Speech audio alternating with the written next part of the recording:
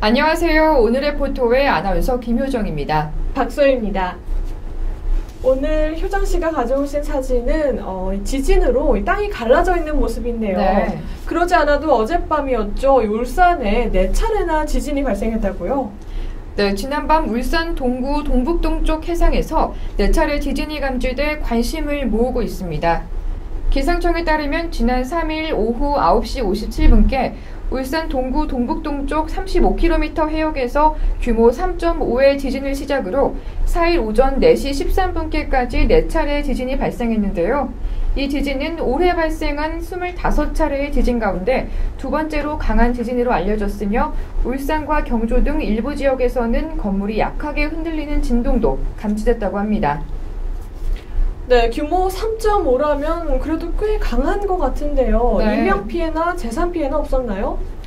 네, 이번 지진은 해상에서 발생했기 때문에 다행히도 별다른 피해는 없었습니다. 특히 가장 규모가 컸던 첫 번째 지진의 경우에도 아주 예민한 사람만이 느낄 수 있을 정도였다고 합니다.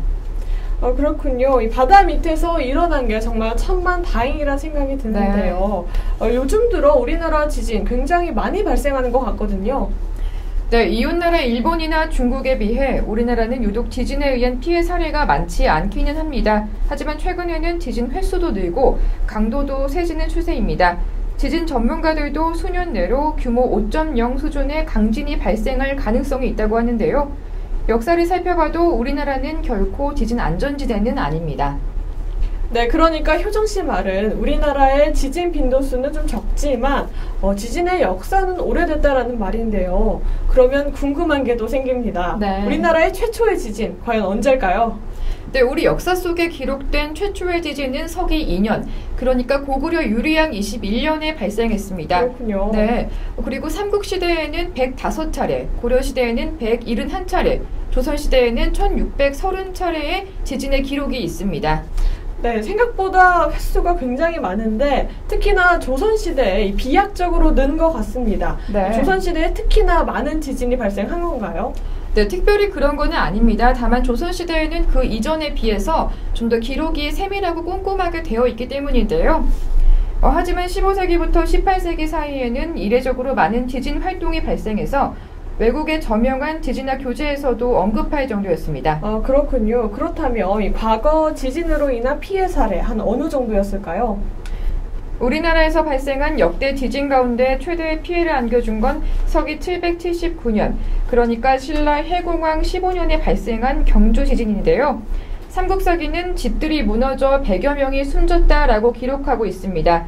그리고 조선 중종 명종 때는 지진으로 인해 집이 모두 무너져 한양 백성들이 거리에서 노숙하고 왕도 한 달간 용상에 앉지 못했다는 기록도 남아 있습니다. 네, 왕이 한 달 동안 용상에 앉지 못할 정도면 굉장히 생각보다 심각한데요. 그러면 그때 일어났던 지진의 규모, 지금으로 환산해보면 한 어느 정도일까요?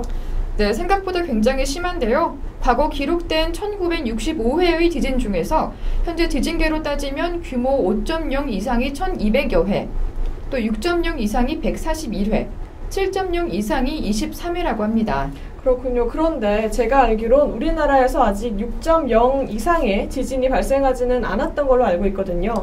네, 그렇기는 합니다. 지금 사진은 1905년 지진계가 설치된 이후 한반도에 기록된 역대 주요 지진 일지인데요. 보시다시피 규모 1위는 1980년 평북 삭주에서 발생한 규모 5.3의 지진이었고요. 공동 2위는 2004년 경북 울진 앞바다에서 발생했던 지진과 1978년 충북 속리산 부근에서 발생했던 지진으로 둘 다 규모는 5.2였습니다.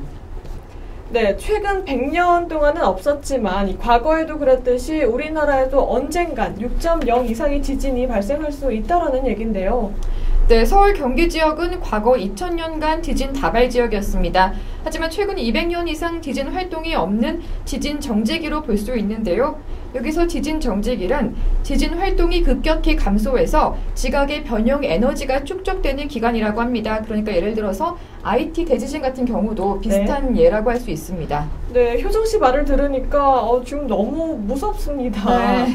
그러면 우리가 지금 지진 발생 빈도는 적지만 언젠가 한번 이게 일어나면 굉장히 큰 게 일어날 수 있다라는 거죠. 네, 아무래도 우리나라는 지진이 잦은 일본 등의 나라에 비해서는 내진 설계나 주민 대피 시스템 등이 현저하게 떨어진다고 하는데요. 과거 역사 속의 대규모 지진을 교훈 삼아 우리나라에서도 하루빨리 지진에 대한 제도적인 대비책을 마련해야겠습니다.